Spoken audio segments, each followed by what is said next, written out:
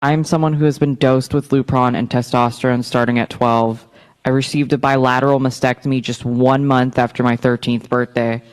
I went straight from training bras to binding, straight to the operating table at 13. The reason why is because I had undiagnosed autism and unaddressed childhood sexual trauma. I was scared to become a woman. I was getting unwanted male attention, which made me fearful of being victimized again. I had sensory issues I didn't know how to cope with when I began menstruating and needing bras. I learned about transgenderism at 11, and I thought maybe that was the reason I was so uncomfortable. I brought the idea to the therapist I'd been seeing, and she immediately affirmed me, gave me a diagnosis of gender dysphoria, and once I told my parents, she began writing referrals for doctors specializing in pediatric transition care. Never along the way did anyone question why I suddenly wanted to become a boy. They didn't comprehensively screen me for mental health disorders or ask me about any prior trauma. I saw Suzanne Watson in Kaiser Oakland's Proud Clinic, and within 90 minutes, she signed off for me to receive testosterone and meet with a surgeon named Winnie Tong.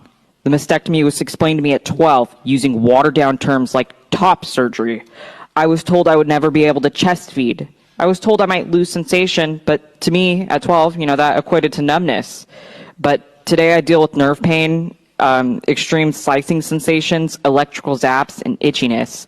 I could scratch my skin until I bleed, but with no relief because the skin is numb and doesn't register touch. However, the nerves underneath are erratic. I'm nearing 8 years post-op this September.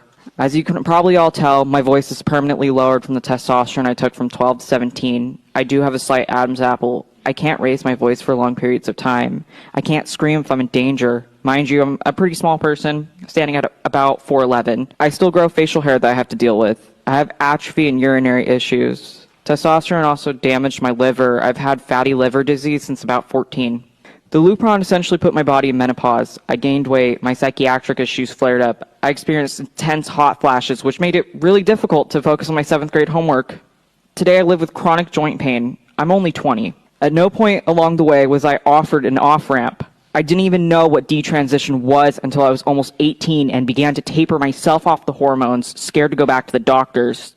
Even at 18, I called member services and requested my name and gender marker be switched back and to receive a new insurance card to reflect that change.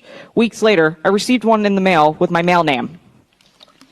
I'm here today to speak out against gender-affirming medical practices for minors. We are letting vulnerable children be irreversibly harmed by a medical system that affirms without asking why.